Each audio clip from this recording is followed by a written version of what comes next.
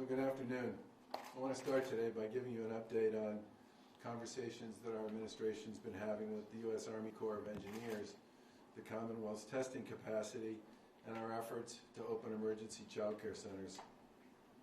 Earlier today, we had a very productive conversation with the U.S. Army Corps about ways they could potentially support the Commonwealth and its citizens and its healthcare system during this outbreak. As most people know, the Army Corps has expertise and skills in designing and building critical infrastructure in a big hurry in times of need. Based on our conversations today with the Corps, we got a sense for the kind of work that they can do here in the Commonwealth and identified, along with several other folks, including people from the private sector, facilities that could possibly be either converted or modified to provide additional medical care capacity as we ramp up to deal with this virus. Our command center, led by Secretary Mary Lou Sutters, has been in constant communication with the hospital community to understand and assess the needs and the expectations and to scenario plan around capacity for managing COVID-19 care with our existing capacity and including alternative medical facilities. The command center is also working closely with the hospital community on the plans that they're pursuing to develop additional capacity within their four walls. Today's conversation built on this effort to better understand what type of structures may be necessary to best accommodate Massachusetts needs and how the state can contribute to a quick response. We've already identified a number of possible sites which we want to work forward with the Army Corps and with the folks in the healthcare community to pursue further. And we've also discussed several other logistical components that we'll continue to work through with the Army Corps as needed. The Army Corps obviously has tremendous talent and a ton of experience in doing this type of thing in a number of other places around the country and around the globe. And this is obviously a mission that our National Guard could assist with as well.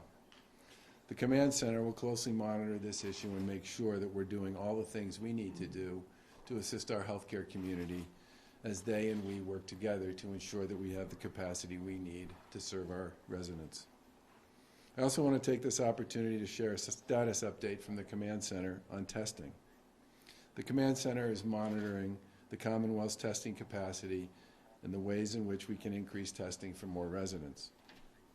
And we have made some significant progress this week.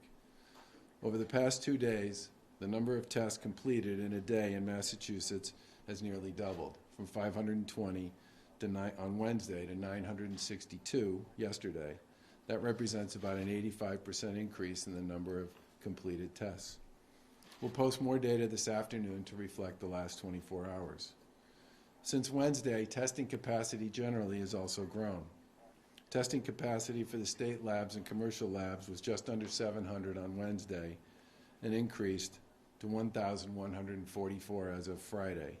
This represents an increase in capacity of almost 65% for our testing capacity over a 48-hour period. And I can tell you, based on my own personal discussions with the commercial lab community, their capacity to test is going to continue to grow in significant ways over the course of the next several weeks. I want to remind folks that as the testing numbers go up and as the criteria by which you can be tested expands, we certainly expect that we'll see an increase in the number of positive test cases as well. Today, Massachusetts opened the first privately owned urgent care center in Massachusetts and started to conduct drive-through testing for COVID-19. As we speak, the Waltham AFC urgent care location has cars with pre-screened patients waiting to be tested. I want to commend the owner, Dave Adams, a former Marine and local business leader, and the City of Waltham for working together with a single purpose to stand this facility up so quickly. The new site is in addition to the CVS Shrewsbury pilot location announced on Thursday, one of 40 CVS drive-thrus in the United States, and they will play an important role in our overall effort to expand testing capacity across Massachusetts. As a reminder, for people with questions about tests, it's important to first contact your medical provider. If you think you have symptoms, as we've said many times before, you should stay home and follow your healthcare provider's instructions. A big part of the effort to prepare for this is to keep people who don't need to be in the hospital and in the doctor's office out. This will allow our healthcare professionals to do their jobs for those that do. Last week, we announced that effective Monday, all early education centers and family childcare providers in Massachusetts would close. We know that childcare is an especially critical piece of emergency service and that allows our frontline workers to continue their battle against COVID-19 and to continue their work. And there are times when our families are on the front lines and don't have another option for their children. So starting Monday, we will open, as many other states have, some selected sites to serve as emergency drop-in childcare services for families with no other options to continue going to work to ensure the safety, health, and welfare of the Commonwealth's residents. Childcare is meant to be for those who must report to work. Outside of the obvious emergency responders and medical professionals, this will include critical service workers like grocery store employees. As of Friday, we had over 300 sites that were ready to start operation on Monday. We expect more to come online eventually, but this needs to be implemented safely, and the sites should only really be used as a last resort. All of them obviously will be operating under the policies and procedures that we put in place as part of our oversight process several weeks ago. For more information on programs offering new services for the duration of the state emergency, please visit the Early Education and Care website on mass.gov. This information will be updated on Sunday morning. In closing, I want to thank the residents of the Commonwealth for their resiliency throughout this outbreak. Lieutenant Governor and I have been fortunate over the past 5 years to get to know the spirit and determination that this particular Commonwealth has for its residents and for its family members. And that dedication has not been dimmed throughout this unsettling time. Several months ago, I was asked to speak at a Shabbat Shalom ceremony at Temple Emmanuel in Newton. A lot happened since then, but they asked me if I would be willing to come last night for my scheduled visit and speak through live stream in an empty temple. There was a lot of music because their ensemble and their cantor performed, and they were beautiful. But having a chance to speak in an empty temple on a Friday night that would normally have been packed from one end to the other with people practicing their faith reminded me in a very personal and specific way some of the things that we need to find a way to preserve despite social distancing. Now, when we issued our order to dramatically scale back public gatherings a week ago, the first community the Lieutenant Governor and I heard from was the religious community. The second one was the community that manages funerals. I can't think of 2 times in someone's life where you would want the ability to be physically close to those you care about most than during a time like this. And I can't imagine church and someone's funeral being any more special than in moments like this. As I looked out at that empty synagogue, I thought a lot about all the people who wanted to be there physically and were working real hard to be there spiritually. And the conversations the Lieutenant Governor and I have had with folks who haven't been able to attend the funeral that they wanted to attend for their loved one because of the constraints associated with our emergency orders reminded both of us of the difficulty and the trade-offs that are associated with every one of these decisions.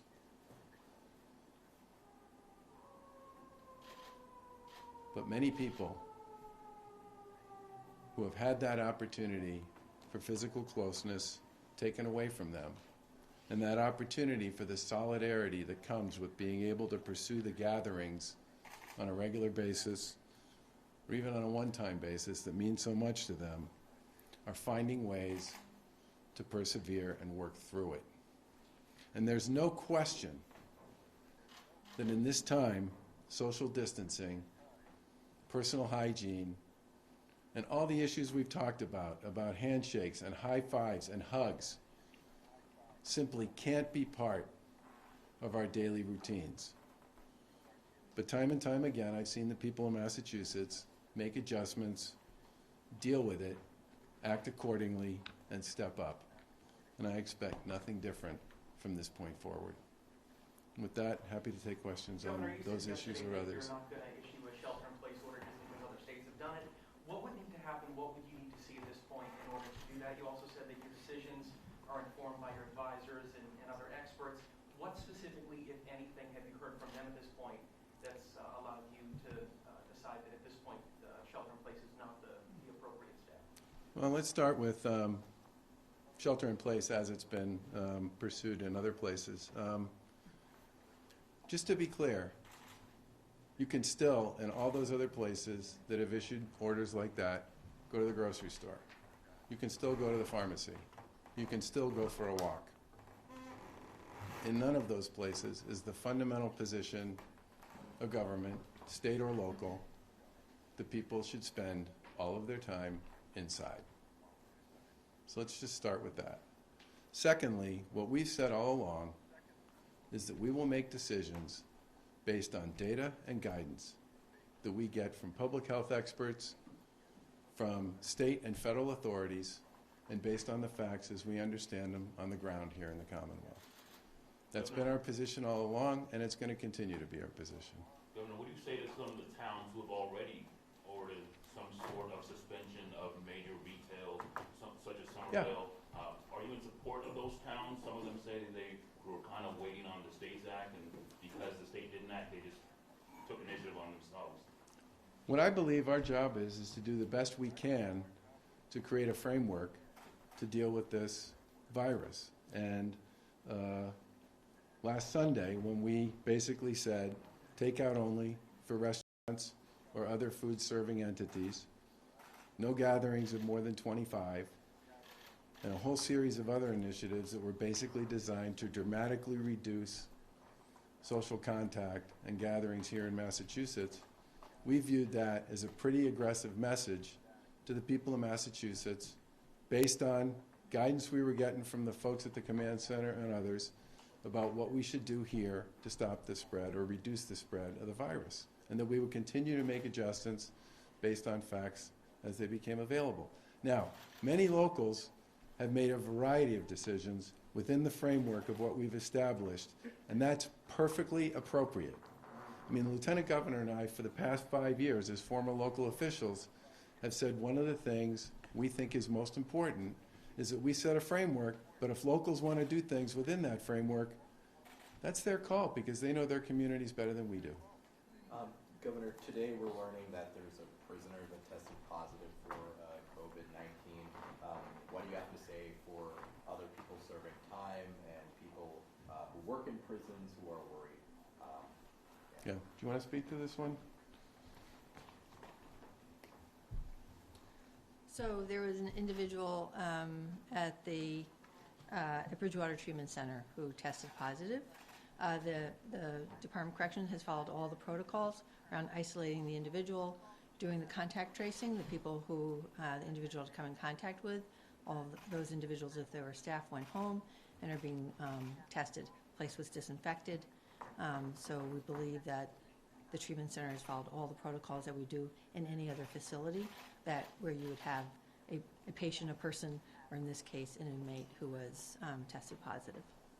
What about at any other facility? Just to follow up to that, I mean, how do you prevent a further outbreak, I guess, and if it were to get worse? I guess it's kind of a hypothetical. Would you isolate these inmates as best you can, not let them out? How do you kind of preserve human rights with, fighting this virus? Yes. So again, anyone who is symptomatic or suspected, right, is tested, regardless of the setting, tested.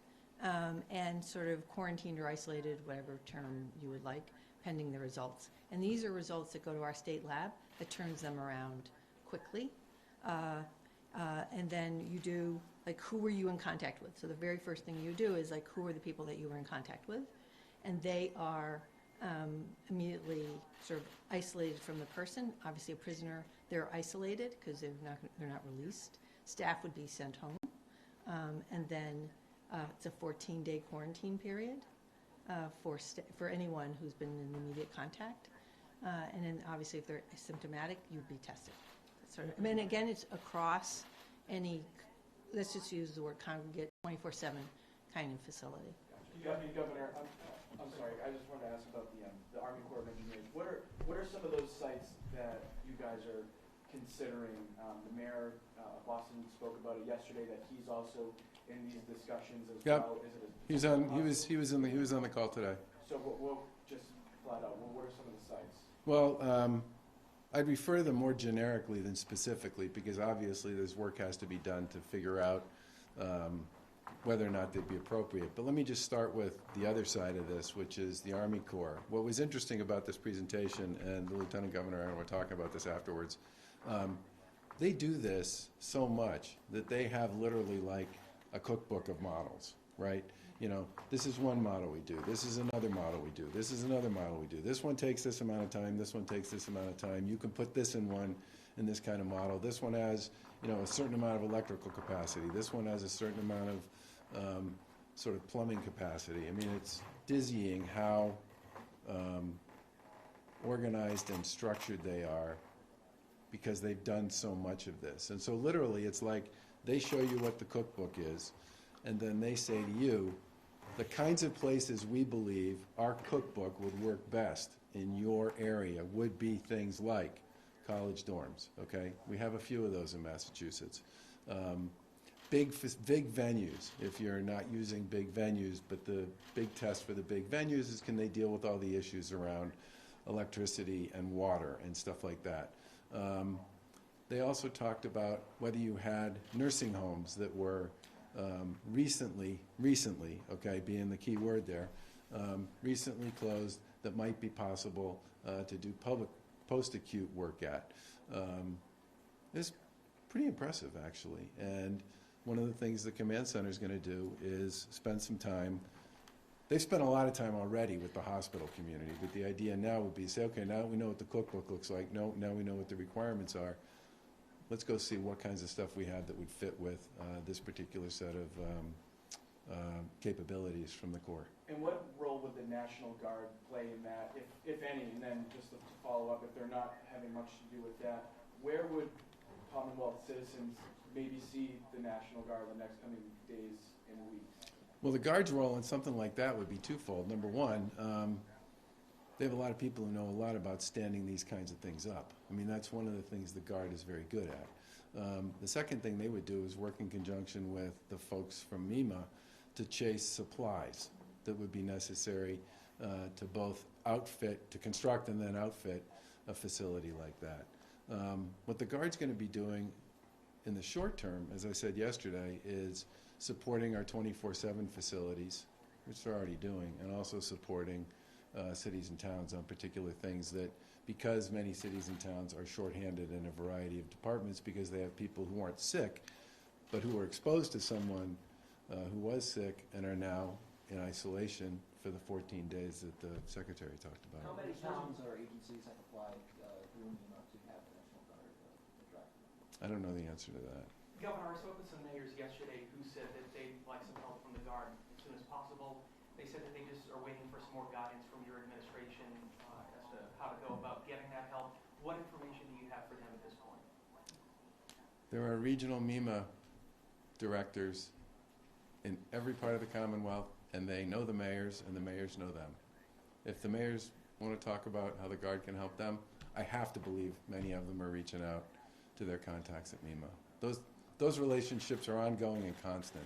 Governor, switching back to the prison for a second, I know that you rolled out a number of issues with combating coronavirus that really can't be implemented in the prison facility. Advocates have argued that the folks who are medically, issues or could qualify for medical promotion were released off legislation that would go to that effect, would you support releasing the folks that would be most at risk for coronavirus in prisons? I'm going to take my guidance on all of those issues from the folks at Public Safety and the folks at the Command Center at the Department of Public Health. Last question. Governor, there's been a lot of talk on. Significant progress in setting up these alternative medical sites this week? This coming week? I think step one, based on the protocols they showed us, was you need to give us some places that we can come physically see and, take a look at and basically do walkthroughs and then talk to whoever it is that worries about utilities and supply. And when I say supply there, I mean like energy supply, water supply, that kind of stuff. The biggest issue for them is, you can have 3 or 4 different buildings that you think might make sense for them, and the first thing they're going to do is figure out if the wiring and the plumbing is in a position where it makes it possible for them to do whatever the modifications that would need to be done to those would make it possible for them to stand something up literally in a couple of weeks, which is how long they typically say this takes. So goal number 1 would be to basically matchmake a bunch of sites that we think might work with their folks on the ground, who would then say to us, that one could work, that one won't, that one could work, and then take it from there. I don't expect you'll see much beyond the process of actually trying to figure out which sites might be appropriate this coming week. How challenging is it getting those sites identified, given that a lot of them are empty now, college dormitory rooms, Yeah. potentially, hotel rooms potentially, yet at the same time, no doubt, they are as anxious as anyone to transition back to their normal use as soon as possible. Well, that's another thing. That's actually one of the things the guard said, which was if you have facilities, one of the reasons we talked about nursing homes that might have been recently closed, much more likely to be able to put something together with that because it's already a medical facility. It has been. Was he? Yes. I think it was yesterday. I think yesterday he said that he will not get in the way of states bidding on similar kinds of supplies and materials. If states have a bid in, he's not going to get in the way. We immediately put a bunch of orders in with a number of vendors, American companies for the most part, right? And we'll look forward to seeing those get processed. Governor, you And said what's the second part of that question, what's the current status of the supplies here? We said for several days now that we need more gear across the board. You said as the testing increases, the number of positive cases are also naturally going to increase as Yep. well. We've kind of put some graphics together which show the curve, and it's going straight up. Do you feel that what you guys are doing now, I understand that with Army Corps of Engineers that's sort of reacting to this, but proactive measures to prevent the spread, do you feel like what you guys are doing is enough to flatten that curve that's now going straight up? So keep in mind that curve, the more you test, I mean, if you double the number of tests you do, you're probably going to double or come close to doubling if the trend, if the percentage between positives and total tests stays the same, you're going to double the number of people who test positive. But that doesn't, but the thing everybody should understand is that doesn't necessarily mean you just double the number of people who have it, okay? Because the issue here is to get testing to the point we talked about earlier in the week, where we're doing what we would think of as the same level of testing that you see every single day in other countries, where the combination of testing and chasing, testing, isolation, tracing, that's where we need to get to. And in most of those countries, the way they bent the curve was they bent the curve by testing enough, fast enough, to be able to catch up to the growth in new cases, and then doing the tracing work and isolating everybody. And that's where we got to get. And Governor Thank Baker, you. do you think by the time, if you have to have a shelter-in-place order, do you think by then it will be too late? Every decision I've made since I got into this was either too much or too little. And I think we should all remember that there are trade-offs associated with every one of these. The economic consequences of these decisions for regular people who no longer have a job through no fault of their own, are profound. And if you make decisions to deal with one piece of this puzzle, you better be absolutely sure, especially if it has huge consequences over here, that you're making the right one and you're going to get maximum value out of the decision you make over here. Governor, the